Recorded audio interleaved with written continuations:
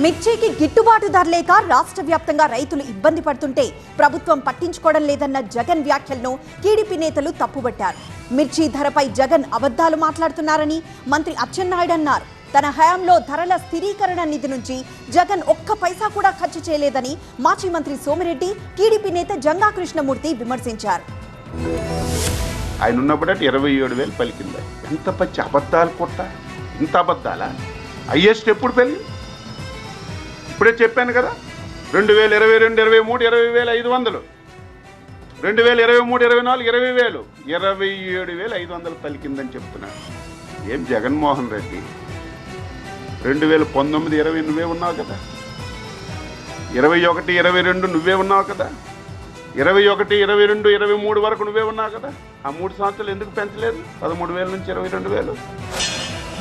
నువ్వు 7,000 రూపాయలు ప్రకటించి మిర్చికి ఈరోజు రైతుల దగ్గర నువ్వు కళ్ళని పెట్టుకుంటే ఎవరు నమ్ముతారు అని చెప్పేసి అడుగుతున్నా నేను. మా 5 సంవత్సరాలు 14 నుంచి 19, 19 నుంచి 24 నువ్వు ఎవరిని పంపిస్తావో చర్చికి? నువ్వు కనబాబుని పంపిస్తావా? నువ్వు గోవర్ధన్ రెడ్డి పంపిస్తావో? అధికారికంగా పంపించు. నువ్వు చేసిన పాపాలన్నీ బయట పెడతాం. ఆఖరణ ఒక పట్ట, ఒక స్ప్రేయర్ ఇవ్వలేనోళ్ళు మీరు రైతుల గురించి మాట్లాడతారా? ఎందుకు కేంద్ర ప్రభుత్వం ఆ ఆత్మహత్యల ర్యాంకుల్లో సెంట్రల్ గవర్నమెంట్ నుంచి ఇచ్చిన దాంట్లో రైతులు ఆత్మహత్యలు 3rd ప్లేసు, కౌలు రైతులు 2nd ప్లేస్ అని ఎందుకు ఇచ్చింది?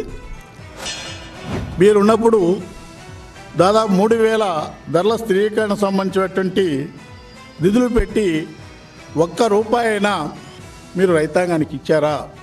అంతేకాకుండా 2011లో మిర్చి ధర సంబంధించి చూసుకున్నట్లయితే 6,000 నుండి 8,000 వరకే ఉంది.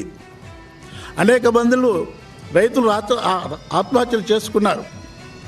అనేక మంది రైతులకు సంబంధించి కూడా ఇబ్బందులు పడ్డప్పుడు కూడా ఏ ఒక్క రైతుకైనా మీరు పెట్టినటువంటి ధరల స్థిరీకరణ నిధి నుండి ₹1 సహాయం చేశాడని కూడా నేను ఈ సందర్భంగా మిమ్మల్ని అడుగుతున్నాను.